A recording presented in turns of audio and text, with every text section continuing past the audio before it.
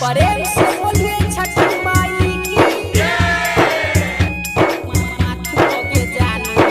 DJ Umesh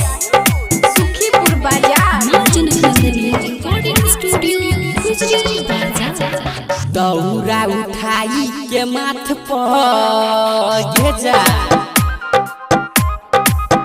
हाँ दौरा उठाई के माथ पर जानो है पोखरी के घाट पर दौरा उठाई के माथ पर जानो है पोखरी के घाट पर पोखरी के घाट पर गे पोखरी के घाट पर पोखरी के घाट पर गे पोखरी के घाट पर कीन लिहे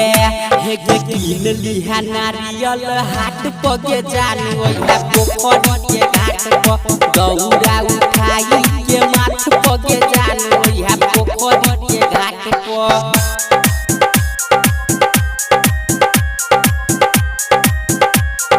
डीजे उमेश सुखीपुर बाजार हाँ छठी माई के गौरी है तू पूजा पाठ दे दुल्हा तो तोरा दिए पास गे हे गे पूरा है तो मन के मुराद है के जानो है पोखरी के घाट पे दौरा उठाई के माथ पे के जानो है पोखरी के घाट पे रिकॉर्डिंग स्टूडियो गुजरी बाजार। डीजे उमेश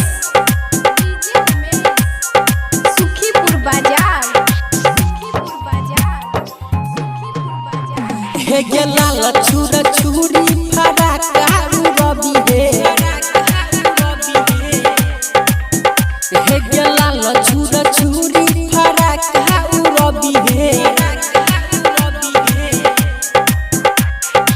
ओम रोहित चंदन साथ में के जानो है पोखरी के घाट पे दौरा उठाई के माथ पे के जानो है पोखरी के घाट पे दौरा उठाई के माथ पे के जानो है पोखरी के घाट पर पोखरी के घाट पर गे पोखरी के घाट पर पोखरी के घाट पर गे पोखरी के घाट पर कीन लिहे